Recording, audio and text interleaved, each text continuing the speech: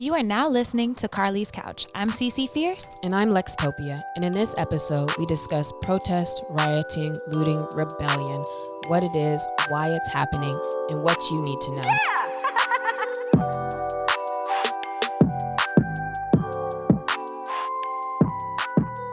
Happy Monday. Welcome to Carlie's Couch. It's a lot going on, so we hope you're having a happy Monday, but we understand if you're not.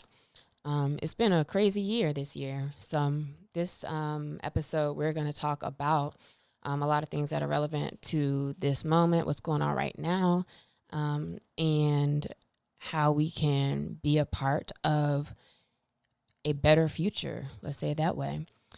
So Carlie, how you feeling right now? Man. Heavy. I would say like grateful. It's like an interesting duality because like I'm grateful for another day and for great things to be happening, but my heart is really heavy because of everything else that is happening. Lots of rage and heartbreak, I guess. So a duality of like being grateful, but also like being angry. How are you? I'm feeling good right now.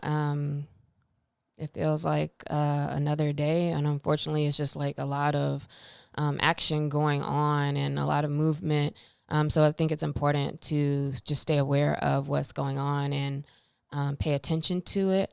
But, you know, sometimes it feels a little heavier, but I'm pretty used to, unfortunately, that feeling. So it's kind of another day. And for me, it's important to talk about protest and rebellion in a way that helps us understand why it's important and how we can be a part of it in an efficient and safe way.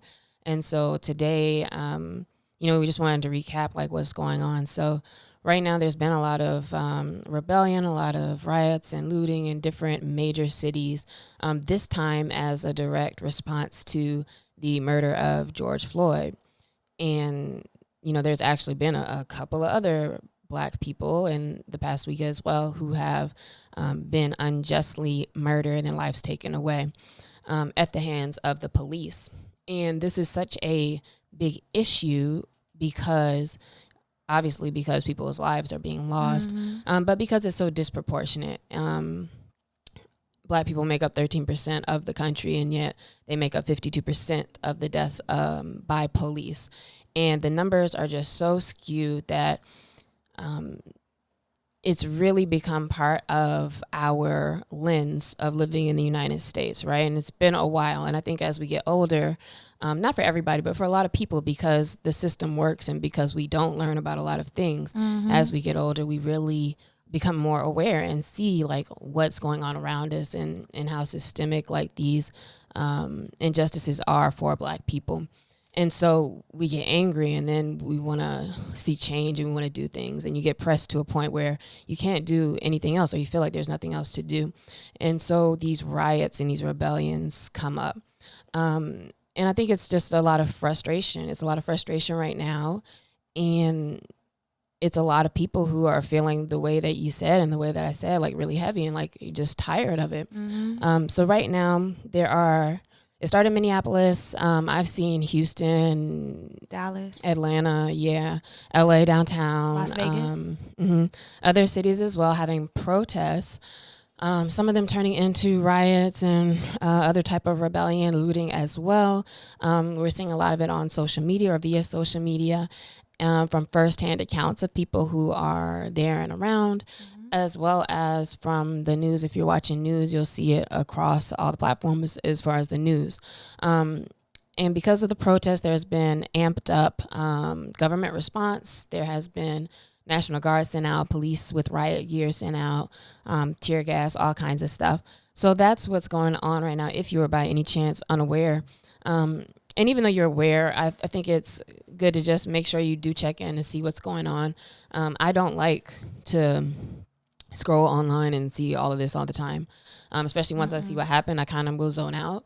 How you deal with it is how you deal with it. But at the same time, I do try to check in enough to understand what's going on overall. So that's what's happening. And now just to talk about why it happens and the purpose of it. Carlie, what are your thoughts on the purpose of protesting and that turning into riots and like why that happens? I think it's important to be careful with language here, because the word riot is insidious and it puts the blame on people a lot of times. And I feel like a lot of times what these start out for are protests, like when there is all of this systemic inequalities and this oppression that's happening specifically to black people, a lot of other people of color too, but we're not here for that. It's literally black people being killed. People don't know what else to do. Like, what else are we supposed to do? And part of the quote unquote American way is like protesting things and doing things. And so people feel like they want their voice to be heard. And a way to do that is to protest, to show up, to put their physical bodies out there and to do things. I'm sorry, I got irritated. What was the rest of the question? Why does it happen and the purpose of it? Oh, the purpose is to be heard, to make a change, to try to force a change, to try to make the government like, look, we care. Like, this is something that's important to us. Like, we want you to see us. We want you to hear us. We want to make you uncomfortable. Like, black people have to be every single day, essentially, and try to like cause political change, like try to get governments to or get our governments, like both city, local, state, and the U.S. government to actually care and to try to make a difference. And so I think it just comes from a place of not just feeling helpless, but also like using our voices to do something. Mm-hmm. And, you know, sometimes when you have these conversations about, well, you know, why is this happening? It's really hard to do that with other people. I was talking to Damo the other day, and he was like, yeah, like, you know, one of the guys he was picking up some equipment from, he's like, yeah, you know, kind of asked me like, yeah, but, you know, why are they rioting though? Like, why are they doing all that? You know, like, it sounds like a lot. And it's like, yeah, like, you know, you got to understand people are pretty angry. Like, it's been centuries of just oppression against people. And you have to understand that. And like, you know, it's hard to even have that conversation because you literally cannot understand it because you are not affected negatively by this. And while you can, of course, see and agree with like, oh, man, they don't treat black people the same here. Sure, it's easy to say that. But it's also easy to say, so why don't they vote? Or why don't we do this? Or why are y'all doing that? And to really not understand it because you really can't. And so it is hard to have those conversations with people as well. And to that, I guess you can say like, listen, like there's not really space to make that difference within these systems because the systems were created for a certain reason.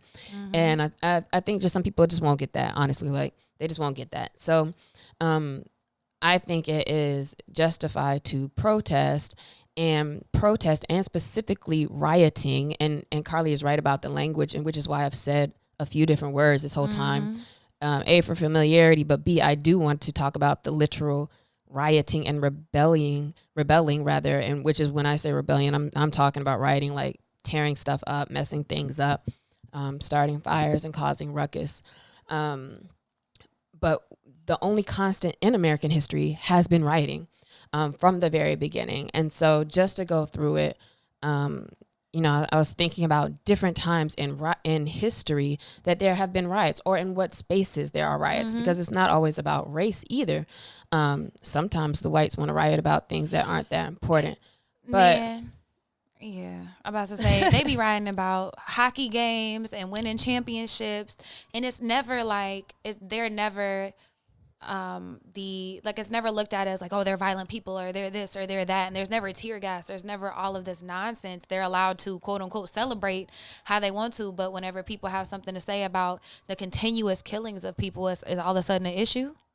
Like, that's so frustrating. That's fair now, but actually in the past it was all white people that were rioting, and when they rioted there was change. And so to even start back from the beginning, like, because when you're talking about before slavery or during slavery, like we're not even a factor at that point. So like white people riot all the time. You riot and you protest because you feel like you're being treated unfairly.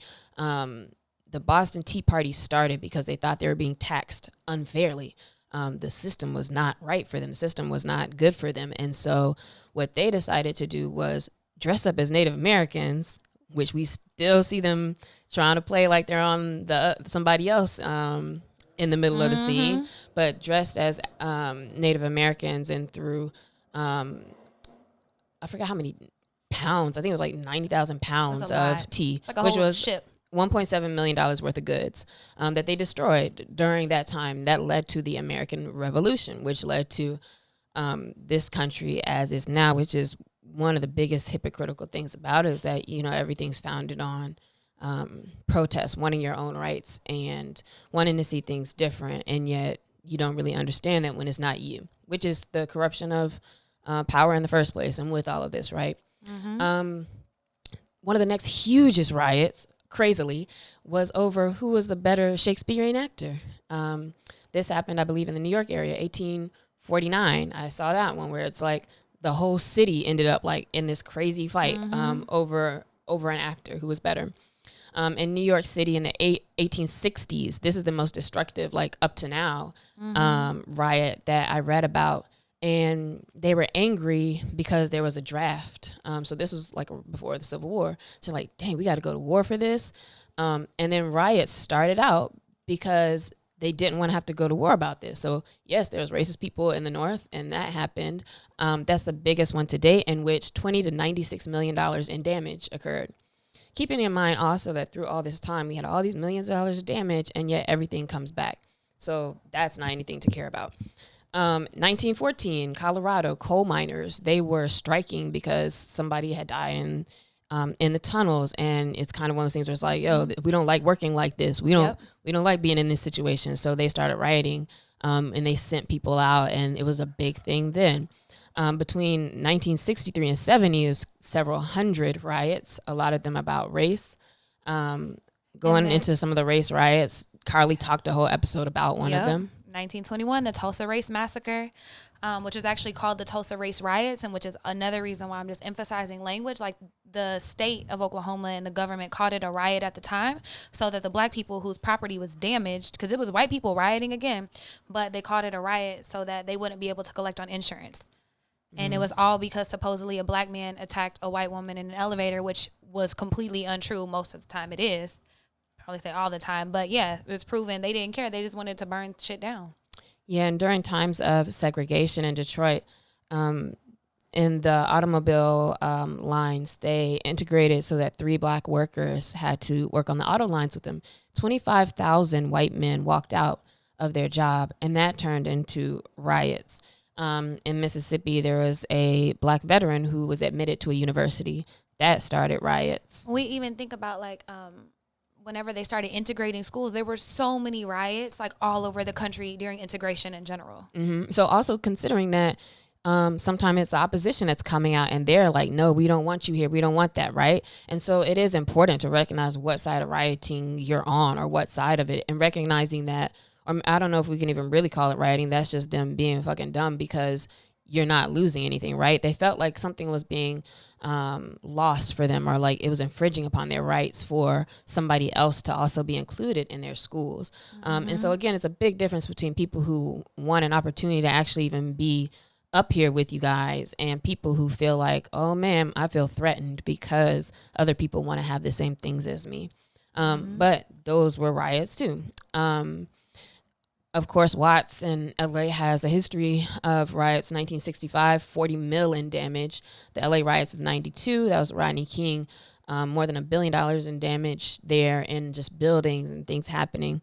Baltimore riots and Ferguson during 15, which is a very similar year that I would say kind of mirrors like what's going on now as far as the unrest with the killings of black men, and then that turning into an eruption in these different cities respectively. To Carlie's point, there's rioting around sports as well. When Philly won the Super Bowl, pretty recent, yikes. When they won the Super Bowl, they were out there destroying things and they were excited and they were out there doing that. During hockey games, there have been Stanley Cup known huge riots. And then the 2014 World Series was one of the biggest ones in San Francisco around sports. And so even when people are excited or happy, there's all this emotion. They are out here and they just want to tear things up. They want to, air quotes, celebrate. Or they're mad if they didn't win. So it could go either way. And then one of the recent ones that I thought about too is with Charlottesville, 2018, and that, the tiki torturers, were doing their thing, which is again the same kind of similar feel to like with integration in schools. Like, why is this mob out here yelling like nothing's happening to you guys, right? Yeah. And then the riots that come out of people now protesting them, and then things getting exchanged, and a young woman getting hit by a car and other things that happen as a result, and everything just getting so physical. So it's not new. Like, this happens all the time. It's always happened. There's different levels of it. There's different reasons for it. But most of it is around wanting something to change. Yep. I mean, even more recently, looking at the pandemic, those people who approached all those capitals with guns, and the people who've been out in Orange County, like, we want to get a haircut, like all that nonsense, because they feel like their rights are getting infringed upon during a world health pandemic. Right. So, like, they're protesting, and unfortunately, police don't feel threatened by white people with guns, and so they did not pull up in their riot gear, and they didn't start a riot with that audience. But they went out and protested that. Like, there's just this weird, and this kind of goes back to that convo at the beginning with somebody, where if they don't really understand, like, there's this weird entitlement of, at a certain space, you don't realize, like, that you should realize you're entitled. I take that back. But you're not recognizing what the actual problem is, and it's kind of like a whole selfish thing about, like, you just feeling threatened. And that's pretty common thread throughout all this as well. So if people are starting things on fire, and messing cars up and messing up property, and just out here, like, just causing a ruckus, like, is that the right thing to do? I mean, I think right is, I don't know if it's subjective or objective, but depending on the person, like, I feel like shit has to happen for things to change. And like, taking it outside of just the U.S., like, other countries, like, protest and riot and do things to, get the government to change things, and it has worked historically. So I would say, for, when fighting for people's lives and systemic change, and, creating some type of equality and safety so that people don't have to live in fear anymore every single day, like, I would say that uprising and rebelling is necessary to do that. Rioting, in the other term, like, when it's not Looting, rioting. Yeah, when it's like looting and rioting, I kind of feel a type of way, because, like, Target has insurance. Like, the CEO came out, the Target that got, like, completely torn up in Minneapolis, like, the CEO came out and was like, yo, people are hurting. And the reason why that actually supposedly happened was that people were trying to get, like, milk and stuff whenever they were protesting, and then the police started throwing tear gas. Like, they were trying to get supplies, and the Target wouldn't sell them. And so that happened. But also the undercover police officers who were, like, setting the AutoZone and stuff on fire and making it look like it was just people.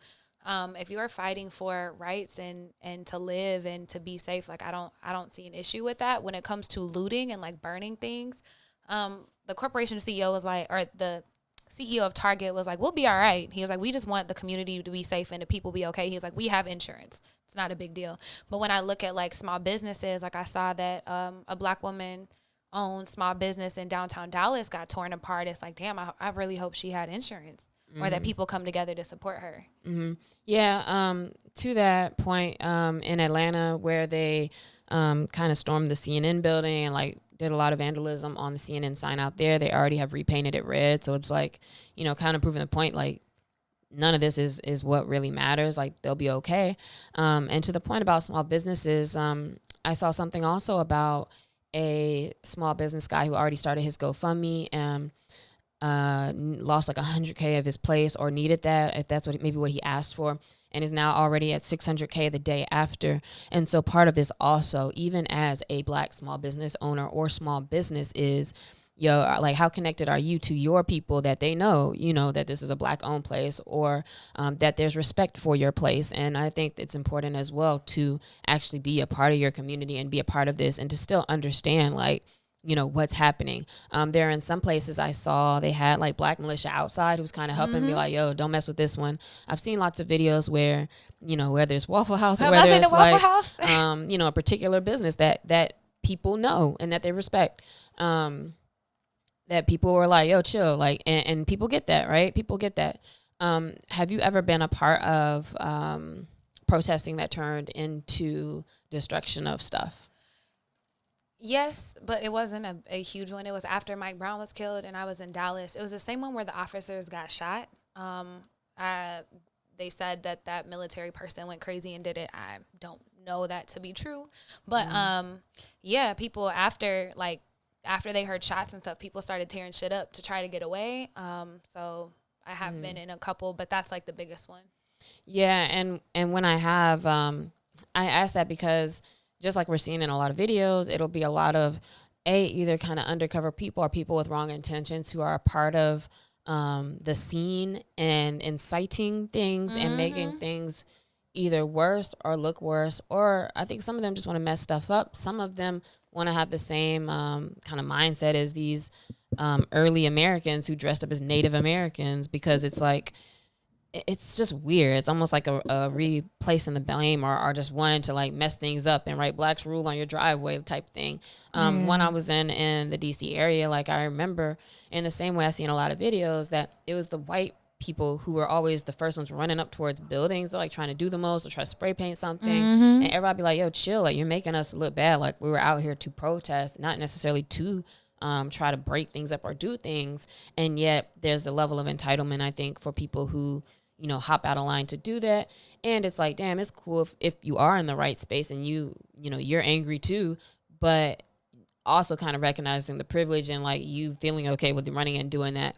And so I think it gets to a point where people are just mad enough, period, where it's like, forget all that. And like, we're going out here to tear things up and to gain wealth. It's almost a form of people like gaining their wealth back, because they already are popping on OfferUp and eBay and everything else with stuff that they've gotten out of these places, who will be just fine. Um, so going kind of back to that original question about, is rioting right?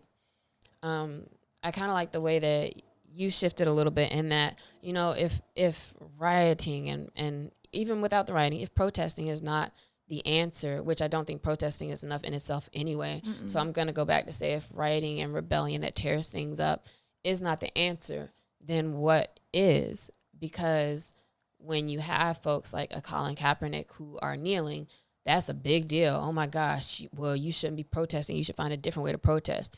Now, when Targets exploded, oh man, well, y'all could have did this peacefully. People tried that. Like, we've been doing that. Yeah. That's what's been happening. And that's not enough to shake anything, because it doesn't shake the system economically. And so it would have been cool if people could have got behind Colin Kaepernick, or if people could have actually not watched football or did something outside of, talking about this not being effective in a way that actually would make a difference to people's pockets. But unfortunately, that's not loud enough. And so this is what you Mm-hmm. get. And this is what happens as a result of those things not working. Like, at some point, you have to choose violence, because that's the only thing that can disrupt the system enough.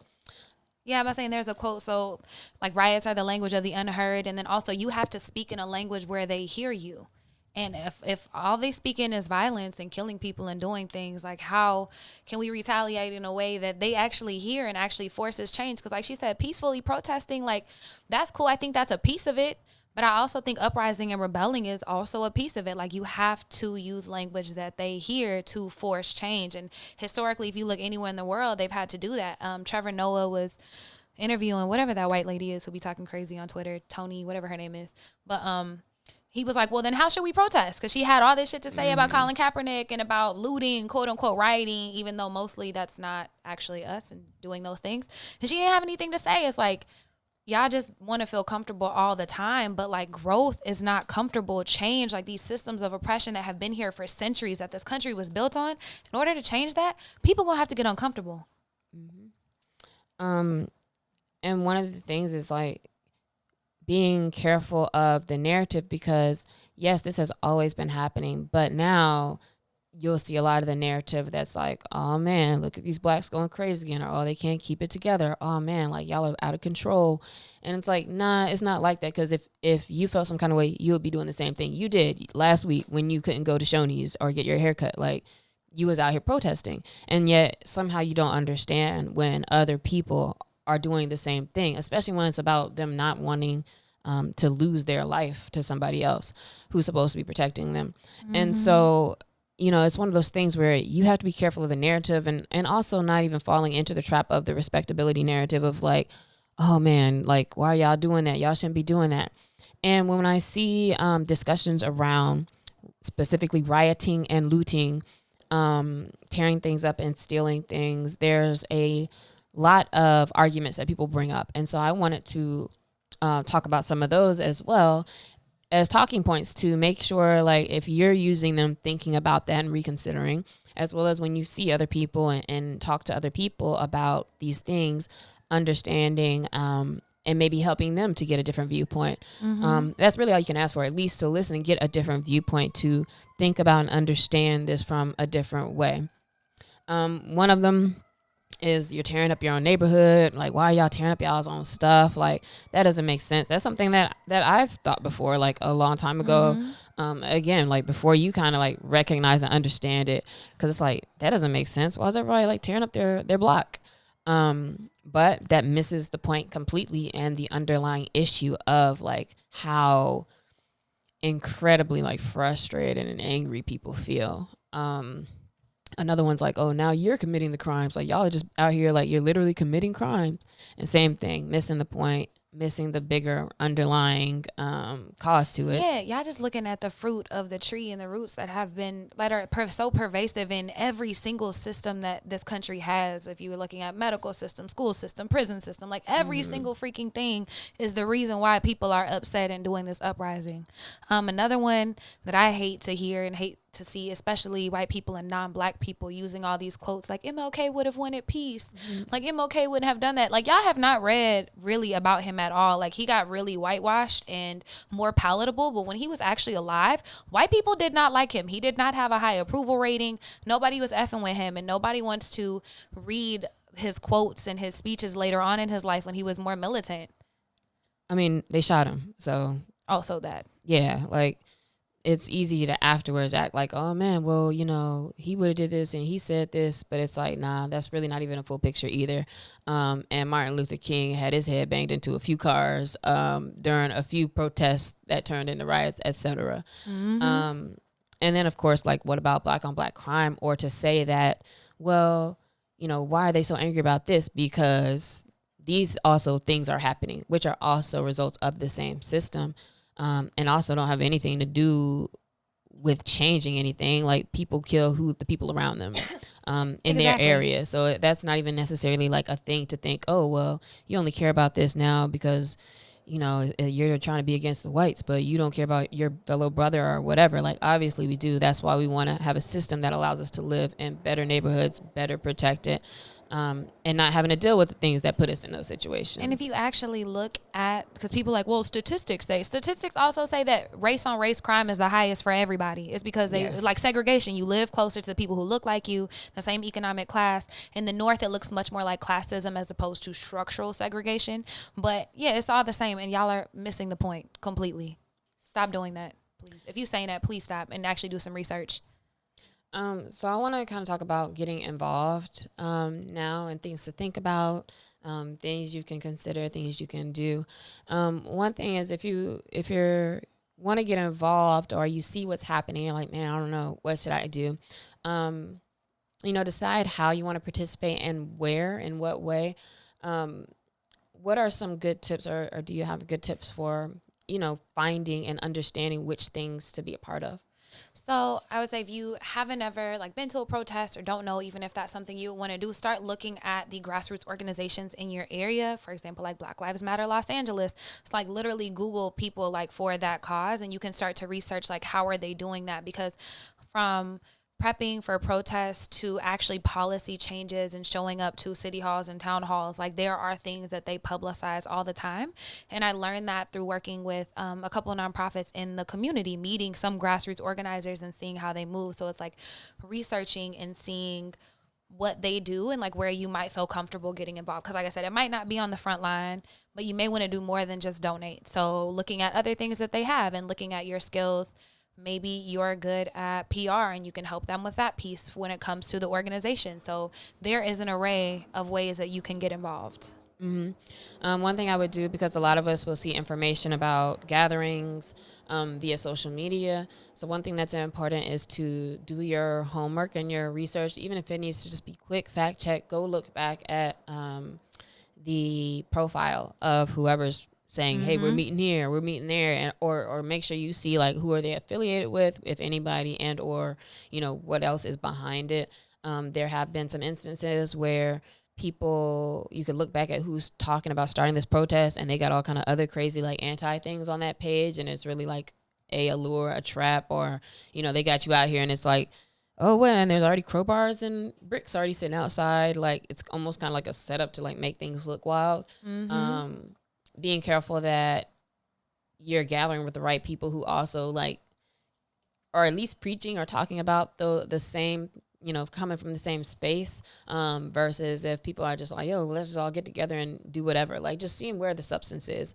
Do your homework to fact check, and make sure that that's something that you're going to go to with somebody or know somebody there, so that you at least have some reference or some person outside of just like hopping into something just to hop into it. Yeah, and that's huge. And they were saying not only like, people with other ill intentions, but even sometimes like the police like partnering for these rallies and things. So just doing the fact check and realizing that like also going to any of these things is not just so you can look cool on Instagram, and to take photos and to show your involvement in these things. Like that's not what actually getting involved is for. Yeah, it shouldn't be a photo op, and you should check your motives and make sure like you're in it for the right reasons. Because I feel like, also since like a lot of the attention at a lot of those like Ferguson photos and things, guys, like people want to go out there and get the shot, and yeah, you wanna get you sometimes you do want to experience the feeling and the emotion. You may want to capture it because it is important to capture, but just making sure like, yo, am I gonna be in the way? I think, look, I'm in my own way. I'm like running into my mic. That's the question. Like, am I gonna be in the way? If you're gonna be in the way, like just stay at home. And if you're not gonna be in the way, and if you're gonna be out there, to actually help, to actually like one be heard, and to add to what's happening, then that would be different. Agreed. So if you have decided, like you fact checked, you found a reputable source, and you have like someone to go with, like things to think about when you're preparing to go to one of these protests, like thinking about your clothing. So wearing closed-toed shoes, like long pants and sleeves if possible. Yeah, you don't want to be super identifiable. We'll talk about that a little more. I said having a buddy. I'm confused on why there's not more people wearing masks right now, because this is a perfect opportunity to get away with like really not showing your face. It is still a pandemic, so you do need to be careful as you're crowding around other people. But B, stay masked up, and again, don't go with the obscurity. Don't try to be that person. Because quite frankly, most, if not all, of the people who were big faces and seen on videos and speaking out, and the ones throwing things in Ferguson, they have all been killed. And so it's important. And now I'm skipping down, but it's Okay. important to be aware of other people's privacy, as well as, don't, I know it is tempting too, because like everybody wants to be a reporter, and everybody wants to be the one Yep. like, today I saw this and they were out there. Like when I have been out protesting a few years ago, like I took pictures of stuff happening and, showing like what's going on too. So I get that, but you don't necessarily want to be that person who's like, okay, we're doing this and this is this, I'm doing this. Like, just be out there and do what you need to do. People are showing what's happening, and you can do that in a way that doesn't like highlight people who are then going to get singled out Yeah. later on, not just because they're being hunted down and killed, but because they're also being prosecuted. And there are a lot of people who, just for videotaping stuff, and I don't know what the law is about what's right, not right, I mean, like to them, as far as why you can get prosecuted, but people are getting prosecuted, a lot of Yep. people. And so for being in certain spaces, and speaking out, that's something you probably don't want to deal with either. So again, like it's not about you in that way. And so trying to practice, like if you're out there, be out there, but don't make it to be about, you know, you being popping off, or like now you think you're seeing an anchor.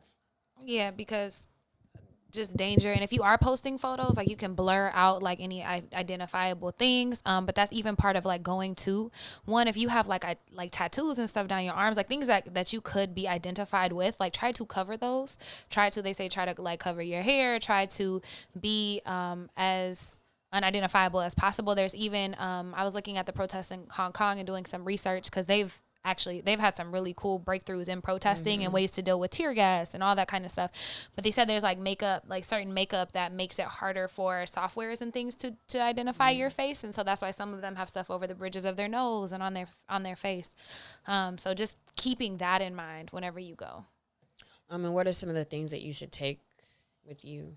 You should. So I was doing more research about it, and they said, like, you know, have your jacket, have like a small backpack that has like water bottles, also like baking soda or milk, like things that can help flush out people's eyes if they do start throwing tear gas or pepper spray you or whatever. Thinking about like doing more research and looking at the organizations you're going with, a lot of times the ACLU or other like lawyer organizations are willing to give free counsel, are willing to help get people bailed out. So they said to write down their number like in like a permanent marker on your body somewhere, so that if you do happen to get arrested, you're able to call them and so that they can help get you out. Mm-hmm. And then when you're out there, keep an eye out for anybody who looks out of place or just looks like they're actually the opposition. A lot of times you can see people straight up have earpieces, or they said like some of the people who try to identify with the armbands. Or to be fucking honest, like the white people have like fucking lug boots on and shit. Like, you know what time it is. Like, Yeah. you know who ain't supposed to be out there. But just paying attention to who's around, who's watching what's going on with all different people who are around you. And that's why it's so important to have a buddy and for you guys to keep your eyes out. Yeah, and even like white supremacist groups and Antifa and other things like showing up with rifles, like you just want to make sure you know where you are and what's going on so that you don't get caught in the nonsense. Oh, and then also another thing that I forgot is with your phone, be careful about your phone and all the different apps that either use your location and or store your location, because police and are actually able during that time, like with the right like checkoffs, they're using all that data to actually find/predict movement of these rebellions or riots in different spaces, and so they can use that against you, and they actually do be all up in your information to see. So they say turn your locations off. And honestly, that's why I really like social media isn't always like the best thing. So there's going to be, I mean, there's a million people who's out there and everybody, you see their phones are out and they're trying to capture and be in the moment. But like if everybody else has their phone out, like I probably don't need my phone out unless I'm right in front of somebody or something's going on, in which case hopefully other people around me are capturing as well. But be careful of that because so many phones in one area is just, that's just everybody's data. Exactly. And most of the things that I read, like, and how to best prepare for these, especially in such tumultuous times, is to just turn that hoe off. Like, don't bring it. Like, why do you need your phone? If, especially, that's why I said write the number, maybe write another number of a friend or something on another arm. But also, if you're going, they said don't put it on social media. Put your account on private. Like, take off any identifiable information. Like, oh, I work at Nike or I work at this. Like, take that shit off your profile. Take your full name off, and possibly just like go dark for a little bit while you're doing it. If you're like, man, I don't know about going out there, you know, I see what's going on, but like, that's not for me. I don't really care to hop out downtown. There's some different ways that you can speak up, ways you can support without physically protesting and being there. One of which is researching and being aware of different bail funds in different cities where they are helping to bail people and protesters out who are being arrested. Also organizing or funding supplies. So looking at those organizations whose vision and the things that they're doing are in alignment with how you feel and what you want to do. Like they'll put out calls for, hey, we need money for supplies. We need money for, you know, milk and all these things that people can take. So you can also fund those things. And also just to write about it, continue the conversations. I think even more importantly, honestly, than talking about it online, like I understand there's the space to have that conversation. This is what's most important right now. So that's what you're going to see on there. But a lot of conversations offline that aren't really had, like you talking, you know, to your friends or to your friends who aren't Black, or, you know, those are the harder combos. And so continuing to write about what's happening. It's important that we have this from our narratives and our point of view, our stories, continuing to have the important conversations with people, helping them to be aware of things. Although that's not your job, but and cutting off the outlets, the people, and, you know, anything that's anti that. And if they're not in support of your life, then, you know, it's making those hard decisions as well. And so, like, during times like this, I think it's also important not to get too judgy either of each other. And you know, I see the back and forth about things like when poor Madonna put up that that video of her child dancing, and it's like, damn, like this shit is funny. And A, it was funny. B, it was like, damn, like what did you do this for?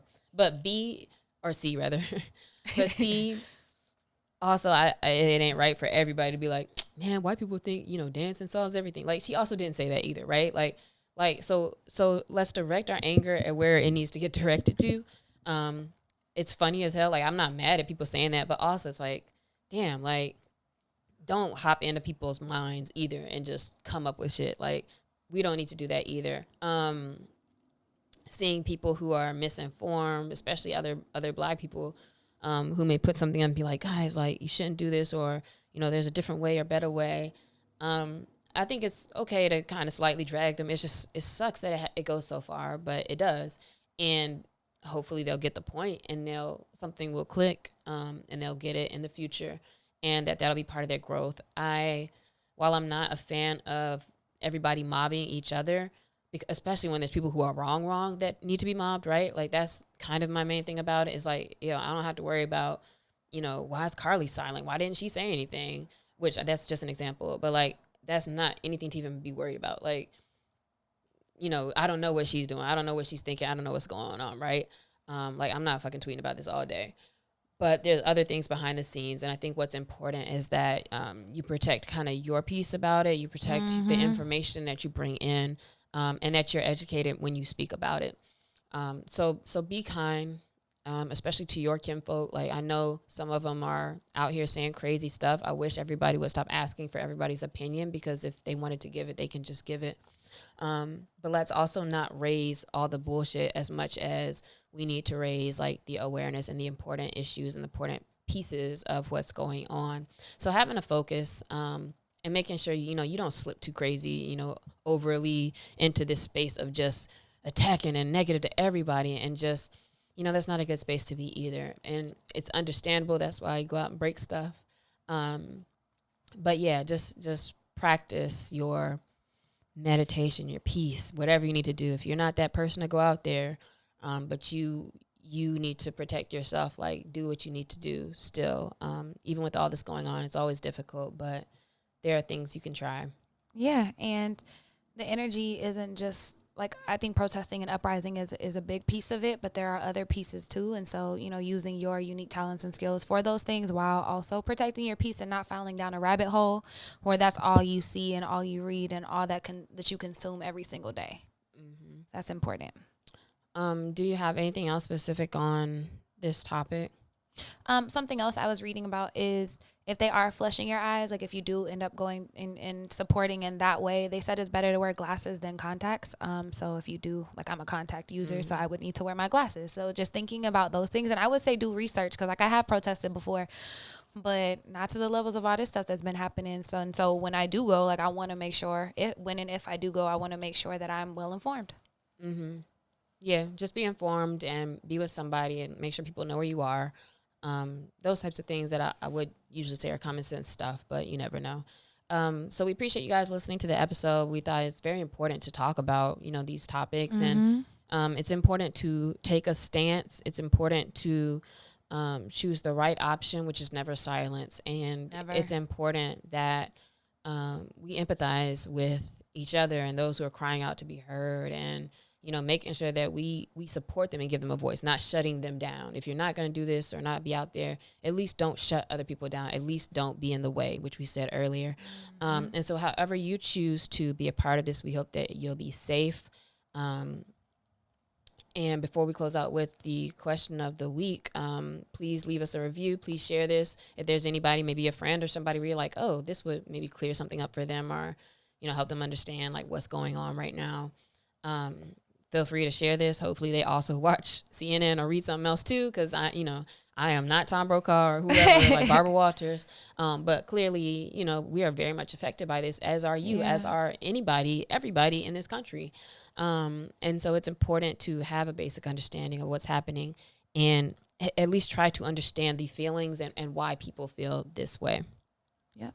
So thank you for tuning in. This week, our question, right in alignment, is, how are you helping? And I asked that, meaning that towards this, like, how are you helping with what's going on? And for me, I would answer, how I'm helping is with my voice. So through things like this episode and just talking it through and talking about it. And I will do some research on the right places to donate and make sure like it makes sense, because also there's a lot of fake Venmos, fake things going out. So again, back to the research before you start sending out your little coins to places that's not Black people. Yep. And also the same with going out. Like I'm gonna pay attention to see what happens, and I don't know if or where I will go if I do. But I will just be paying attention and seeing what happens.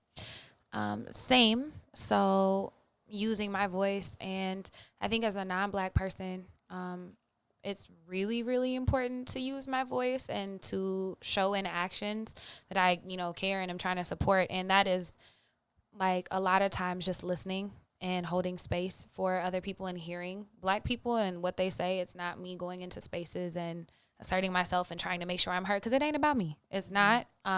What I do as a non-Black person, like woman of color, like sharing a lot of resources, calling it out in my community, like calling out anti-Blackness when I see it, speaking directly to my communities, like, and how they can make a difference and ways that they can donate and ways that they can educate themselves, and also donating to bail funds and potentially going out also and being there to protest. Yeah. Thank you, Carlie. And thanks to everybody who's doing something. We appreciate it. And that's it. I'm trying to be like, that's it, guys. That's it. That's our episode. We will see you next week. Bye, y'all.